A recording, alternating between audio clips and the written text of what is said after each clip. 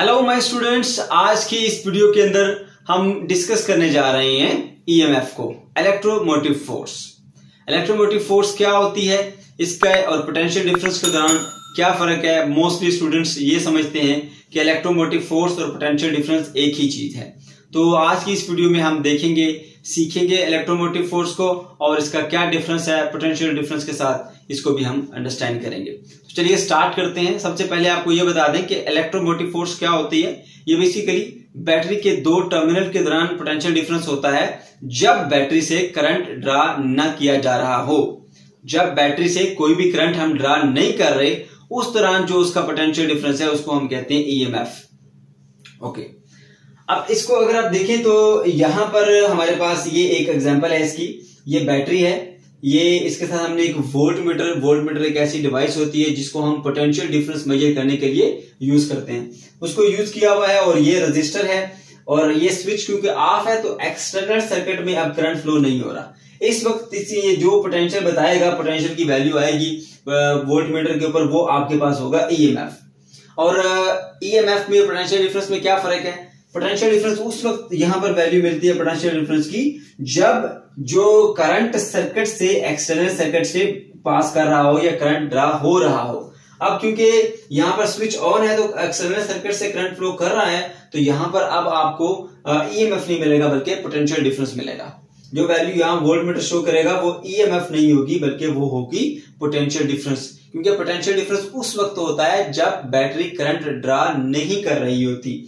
तो ये एक बेसिक डिफरेंस था ईएमएफ में और पोटेंशियल डिफरेंस में।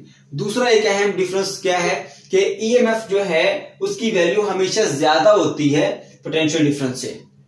जो वैल्यू आपको ईएमएफ की मिलती है और जो पोटेंशियल डिफरेंस की है, इनमें वाज़ेह फर्क होगा। आप लेकर आते हैं कोई सेल मार्केट से लेकर आते हैं 12 वोल्ट का, और उसको चेक करना चाहते हैं आपके ये कितने एम्पेयर करंट पास करता है और कितने वोल्ट पोटेंशियल डिफरेंस प्रोवाइड करता है। तो ये एक 4 ओम का रजिस्टर है, इसके साथ आपने कनेक्ट कर देना है वोल्टमीटर को पैरेलली, और मीटर जो कि करंट को मेजर करने वाली डिवाइस है इसको सीरीज में लगाते हैं, तो आपने इसको सीरीज में लगा देना है। यहां पर हमने वो बैटरी लगाई है जो कि हम 12 वोल्ट की परचेज करके आए थे, जिसके ऊपर लिखा हुआ है ये 12 वोल्ट की बैटरी है। ओके, जब आपने इसको सर्किट में कनेक्ट किया, स्विच को ऑन किया, जब आपने यहां इसकी रीडिंग देखी तो ये तो आपको 8 वोल्ट बता रहा है। हमने तो बाजार से 12 वोल्ट की बैटरी लेकर आए थे, मगर ये 8 वोल्ट क्यों बता रहा है, 4 वोल्ट कहां गए। क्योंकि सर्किट से करंट फ्लो कर रहा है तो आपको एक्चुअल वैल्यू नहीं मिलेगी बल्कि एक्चुअल वैल्यू से कम मिलेगी। अब इसकी क्या रीजन है उसको जानते हैं। देखिए, जब आप बात करते हैं बैटरी की, तो बैटरी के अंदर आपने अक्सर देखा होगा लिक्विड पाए जाते हैं, केमिकल रिएक्शन होते हैं उसके अंदर, तो उससे फिर बैटरी जो है वो करंट पास कराती है। तो करंट बेसिकली बैटरी के इनसाइड से भी पास होके आ रहा होता है, एक टर्मिनल से दूसरे टर्मिनल के अंदर। क्योंकि ये चार्जेस इनसाइड द इलेक्ट्रोलाइट पास कर रहे होते हैं, उसकी भी कुछ ना कुछ रेजिस्टेंस होती है, तो उसकी रेजिस्टेंस की वजह से करंट की वैल्यू जो है वो कम हो जाती है। हमने पहले ये मालूम करते हैं कि अगर 12 वोल्ट की बैटरी है तो हमें इसमें से कितना करंट सर्किट में से पास करना चाहिए था। तो इसके लिए हम ओहम लॉ को यूज करते हैं, V=IR। ओहम लॉ अभी आपने पढ़ा नहीं है, नेक्स्ट वीडियो के अंदर या उससे नेक्स्ट के अंदर आपको बताऊंगा ओहम लॉ क्या है, डिटेल के साथ पढ़ेंगे। अभी सिर्फ इसका फॉर्मूला देख लेते हैं, V=IR। ये बेसिकली रिलेशन है करंट और रेजिस्टेंस और पोटेंशियल डिफरेंस के दरमियान। तो V=IR, यहां पर पोटेंशियल डिफरेंस कितना, बैटरी का 12 वोल्ट था तो आपने 12 वोल्ट पुट कर देना है, और रेजिस्टेंस कितनी ओम की लगाई है आपने, 4 ओम की। ये दोनों वैल्यूज पुट कर देंगे तो करंट की वैल्यू आपके पास आएगी 3 एम्पेयर। यानी थ्योरेटिकली जो वैल्यू आपने कैलकुलेट की करंट की, वो 3 एम्पेयर आपको मिलना चाहिए करंट इस बैटरी से। लेकिन जो आपको यहां पर मीटर रीडिंग देता है वो 2 एम्पेयर दे रहा है, 3 एम्पेयर तो नहीं दे रहा। और यहां पर जो वोल्टेज मिलते हैं, अब 12 वोल्ट की बैटरी लगाई तो 12 वोल्ट मिलने चाहिए थे, मगर आपको 8 वोल्ट मिल रहे हैं। उसकी रीजन ये है कि बैटरी की इंटरनल रेजिस्टेंस की वजह से करंट की वैल्यू हो गई है कम। इंटरनल रेजिस्टेंस लेट्स सपोज ये इसकी इंटरनल रेजिस्टेंस है R और तकरीबन 2 ओम है, और ये जो एक्सटर्नल है ये हो गया 4 ओम। अब दोनों ए से एंड टू एंड कनेक्टेड है, दोनों मिलके रेजिस्टेंस दोनों की ऐड हो जाएगी, टोटल रेजिस्टेंस हो जाएगी 6 ओम। अब 6 ओम रेजिस्टेंस हो गई है, तो 6 ओम रेजिस्टेंस बढ़ने से करंट की वैल्यू जो है वो कम हो जाएगी। कैसे, वही फॉर्मूला V=I/V/R आप करें, I=V/R आर की वैल्यू 12 हो गई, सॉरी पोटेंशियल डिफरेंस 12 और आर कितना है 4 + 2 6, डिवाइड करेंगे आपको मिलेगा 2 एम्पेयर। ये वजह है कि हमारा करंट जो है वो 3 एम्पेयर की बजाय 2 एम्पेयर क्यों मिला। तो ये आपके पास आ गया करंट 2 एम्पेयर। जब 2 एम्पेयर का करंट इसमें से पास करेगा तो पोटेंशियल डिफरेंस V = IR होता है। IR करंट कितना 2 एम्पेयर, रेजिस्टेंस कितनी है 4 ओम की, तो मल्टीप्लाई होकर बना 8, इसलिए यहां पर जो वोल्टेज मिले वो आपको 8 वोल्ट मिले। क्यों? क्योंकि बैटरी की इंटरनल रेजिस्टेंस और ये दोनों मिलके ऐड हो गई और करंट की वैल्यू कम हो गई। इस तरह से जो आपको यहां पर वोल्टेज मिलते हैं वो कम मिलते हैं। अब ये ऐसा कब होगा? जब सर्किट से करंट फ्लो कर रहा है। अगर सर्किट से करंट फ्लो नहीं करेगा तो फिर कुछ भी यहां पर रेजिस्टेंस कंज्यूम मतलब पोटेंशियल नहीं कंज्यूम होगा, आपको पूरे का पूरा 12 वोल्ट बैटरी शो करेगी। यानी आप सेल के दोनों टर्मिनल के दौरान ऐसे वोल्ट मीटर को अटैच करेंगे तो आपको पूरा 12 वोल्ट बताएगा।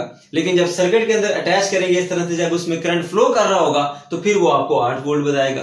तो इस तरह से हमने ये चीज सीखी कि जो पोटेंशियल डिफरेंस होता है उसकी वैल्यू EMF से थोड़ी सी कम होती है।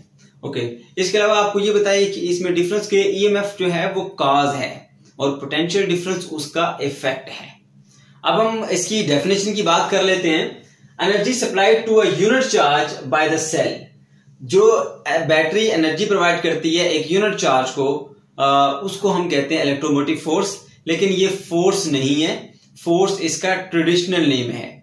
पहले जो साइंटिस्ट थे वो इसके बारे में बहुत ज्यादा जानते नहीं थे, तो इन्होंने इसका नाम रख दिया इलेक्ट्रोमोटिव फोर्स। वो ये समझते थे कि बैटरी कोई ऐसी फोर्स लगाती है जिस फोर्स की वजह से इसके अंदर चार्जेस जो है वो एक्सेलरेट होते हैं, मूव करते हैं। लेकिन ये फोर्स नहीं है, ये इसका एक ट्रेडिशनल नेम है, इसको हम फोर्स नहीं कह सकते। अगर आप फोर्स के सेंस में भी लेना चाहते हैं तो आप, जैसे हम इंग्लिश में एक वर्ड यूज करते हैं फोर्स, जैसे किसी को फोर्स करना, ये उस सेंस में आप ले सकते हैं कि ये जो चार्जेस को फोर्स करती है कि वो सर्किट के अंदर फ्लो करें। ओके, लेकिन ये फिजिकल क्वांटिटी जो हम फोर्स की बात करते हैं, फिजिकल क्वांटिटी के तौर पे ये फोर्स नहीं है। आप इसको ट्रेडिशनल नाम कह सकते हैं, ये एक इसका ट्रेडिशनल नेम है।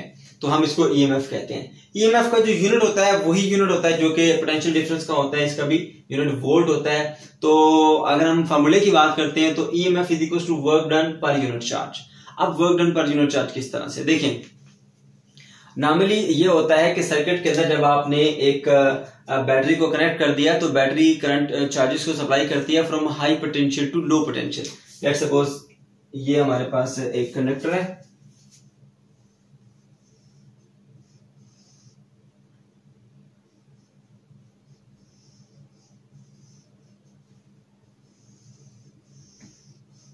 ऐसे। अब इधर पॉजिटिव है, इधर नेगेटिव है। पॉजिटिव चार्जेस लेट्स सपोज यहां से इधर जा रहे हैं, यहां से घूम के इधर आ रहे हैं।